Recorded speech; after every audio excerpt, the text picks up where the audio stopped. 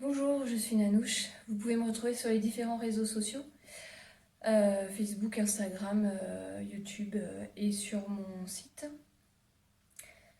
On va parler des couches lavables. Ça fait très longtemps que je promets cette vidéo. Je vais vous montrer les différents systèmes qu'on peut utiliser. On peut tout faire soi-même. Moi j'ai tout fait moi-même, en tissu de récup principalement. Donc j'ai 4 enfants qui ont tous été en couche lavable pratiquement tout le temps. J'ai acheté un paquet de jetables écolo pour chaque enfant, pour la maternité. Sinon, ouais, je me suis servi uniquement des lavables que j'avais cousus. Au début, j'ai appris à coudre en faisant les couches lavables. Donc au début, j'allais très lentement. Les premières couches, je mettais une semaine à les coudre. Maintenant, j'en fais 10 dans l'après-midi. Donc, j'ai commencé avec des langes carrés, les trucs des grands-mères, hein, ce qui était utilisé il y a très longtemps. Alors, les carrés doivent faire 70 ou 80. Le plus simple, c'est de faire un pliage. Alors, donc, on plie en deux. On tire un coin. Donc vous voyez, ça fait un triangle et un carré en dessous. On retourne et on va plier le carré en 3. Et voilà, on a la forme de l'ange, de couche. On pose le bébé, on remonte au milieu et les deux côtés. Hop, vous pouvez passer en ralenti et on utilise un snappy. Alors le snappy, c'est un triangle avec des petites griffes. Donc on griffe dans le tissu de chaque côté et on tire un peu, c'est élastique, on tire un peu et on accroche en bas. Donc voilà, on peut faire ça avec n'importe quel tissu carré, rectangulaire, tant qu'on lui donne la bonne forme. Alors le pliage, vous le regardez plusieurs fois. J'utilisais ça pour ma première et ma belle-fille avait 8 ans et c'est elle qui faisait les pliages avec moi. En fait, je lavais tout et dès que c'était sec, on les prenait tous et on faisait tous les pliages comme ça, tout était dans la table à langer et c'était super vite fait. Ce que j'ai pas dit, c'est que on peut rajouter des épaisseurs. Là, du coup, là-dessus, on peut rajouter un autre lange et comme ça fait des épaisseurs supplémentaires. Et on recommence. Alors, on peut aussi, si on n'a pas de snappy qu'on trouve facilement sur internet, on peut faire un nœud. Bon, là, ma poupée est un peu grosse. Ou on peut juste les coincer à l'intérieur. Enfin, on fait un petit truc comme ça et voilà. Après, je parlerai après des culottes par-dessus. Donc ça, c'est ce qu'il y a de plus simple, de moins cher si on veut acheter. Je sais plus, ça doit coûter 1 ou 2 euros le lange. Puis on peut en trouver plein d'occasions. On peut aussi découper un t-shirt, un carré dans un t-shirt et voilà. Après, on a les contours. Alors le contour, vous voyez, c'est une forme de T. Pareil, c'est exactement la même chose, sauf que du coup, c'est déjà en forme. Bon, là, c'est un peu gros pour... il est encore un peu trop gros, ma poupée est un peu trop grosse. Donc c'est pareil, on va avoir la même chose. On accroche sur les côtés et on accroche en bas. Ma poupée est trop grosse. Mais c'est toujours le même principe.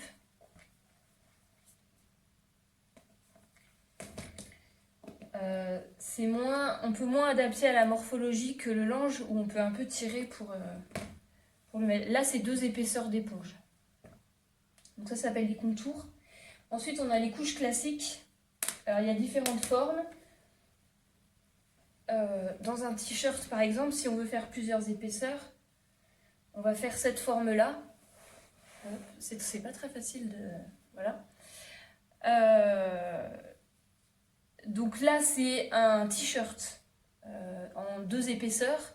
Et dans cette partie-là, il y a une partie éponge. Donc ça fait beaucoup plus d'épaisseur, on plie, et pareil, on a toujours la forme de couche, il est là. On peut bien sûr ajouter des pressions ou des scratchs.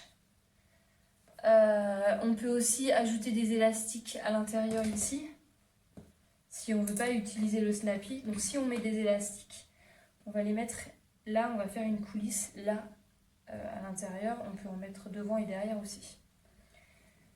On est toujours dans ce qui est... Et puis après, pareil, on peut rajouter des inserts. On est toujours dans ce qui est absorbant.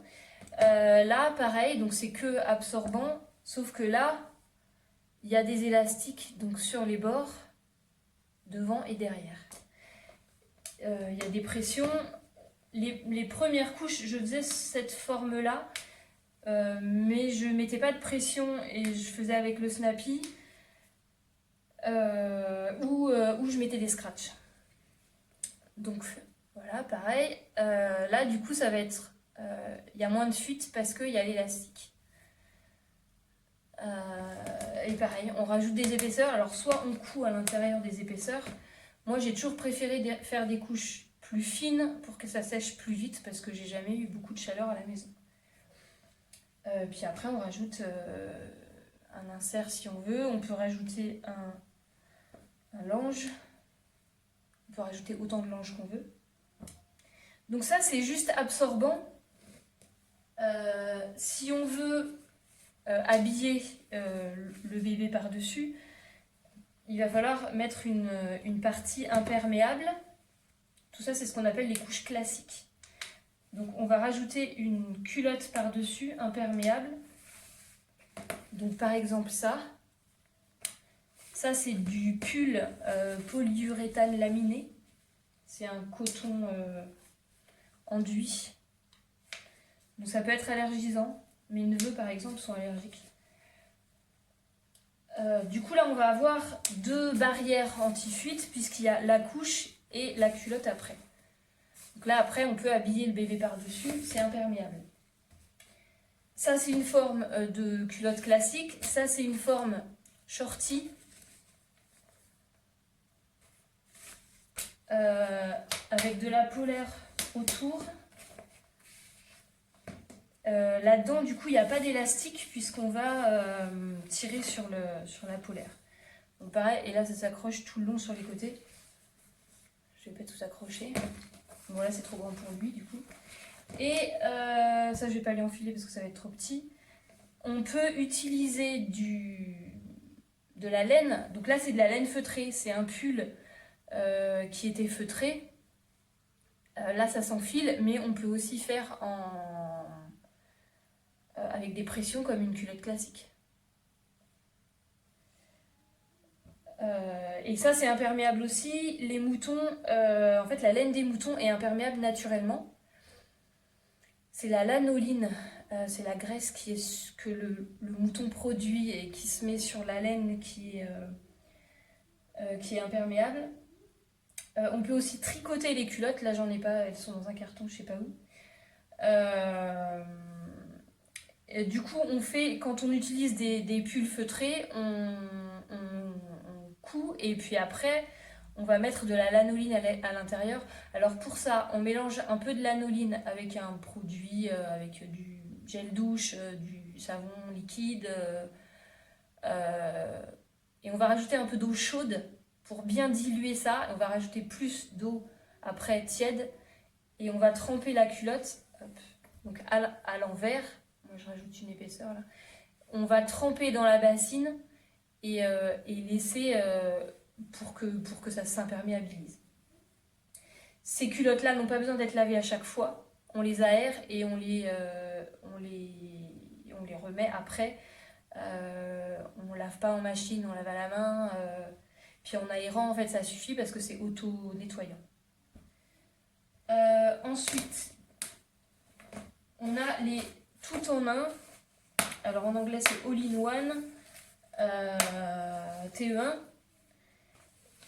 Alors, il y a la partie imperméable là et il y a la partie absorbante à l'intérieur. Alors ça peut être, moi je fais des couches à poche Donc je mets un lange à l'intérieur. Ça peut être cousu complètement. Du coup, c'est beaucoup plus long à sécher. Donc voilà, ça peut être cousu que... j'ai pas là... On peut en faire des très longs. On va coudre par exemple ici seulement. Et du coup, on va pouvoir, après, quand on sèche, on sèche... Enfin, c'est un peu séparé, mais en même temps, c'est quand même dans le même truc. Les tout en un. Donc du coup, ça c'est comme une couche jetable. Hein. C'est exactement la même chose. Donc les pressions ou des scratchs, n'importe. Tout en un. Tout en deux, c'est une culotte dans laquelle on va pouvoir poser un absorbant. Donc là, par exemple, c'est avec un revers. On pose l'insert à l'intérieur. On n'est pas obligé, les culottes, on ne les lave pas à chaque fois. L'insert peut même être jetable, ça existe. Et donc la culotte, donc c'est soit posé à l'intérieur, soit c'est pressionné à l'intérieur. Voilà. Donc ça c'est les TE2, donc c'est toujours le même système. Hein. On accroche toujours soit pression, soit scratch. Alors l'intérêt des scratchs, c'est que c'est plus adapté à la morphologie. L'inconvénient, c'est que les enfants peuvent rapidement les défaire et qu'il y a toujours plein de petits trucs qui se mettent à l'intérieur des scratchs et que les scratchs, ça, sur le long terme, c'est pas super. Ça, c'était les TE2 et ensuite les TE3. Alors, les TE3, c'est un hamac. Donc, le hamac est en pull, donc polyuréthane laminé plastique. Il est pressionné. Voilà, les pressions sont là. Il est pressionné à l'intérieur d'une culotte qui est, elle, en jersey, donc en t-shirt. Voilà la culotte.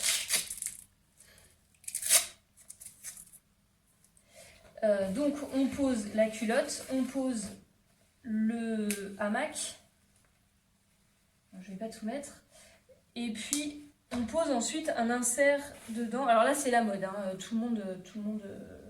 Moi j'aime pas, mais c'est ce qui est beaucoup apprécié en ce moment. On pose un insert, donc ça peut être un lange ou ça peut être un insert spécial. Et on pose le bébé. Hop. Et voilà. Alors il y a plein de scratchs dans tous les sens pour pouvoir refermer, pour pouvoir les laver, enfin que ça ne se prenne pas dans les scratchs des autres. Donc voilà. En plus elle est mal mise. Voilà. Celle-là c'est une mini.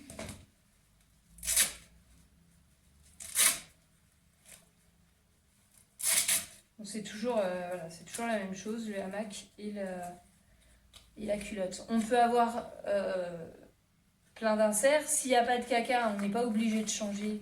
Enfin, si le hamac n'est pas sale, on n'est pas obligé de le changer. On peut juste l'aérer et l'utiliser la fois d'après. Voilà, il n'y a que l'insert à changer. Donc tout ça, c'est pour tout ce qui est classique. Et puis après, quand on pratique l'hygiène infantile naturelle, qui est le fait de communiquer avec son bébé sur son besoin d'élimination. Je pense que j'ai un article sur mon blog. Dans ce cas-là, on n'habille en général pas les bébés parce qu'on veut capter qu'ils ont envie. Et du coup, on va utiliser des techniques, enfin des couches plus rapides à défaire.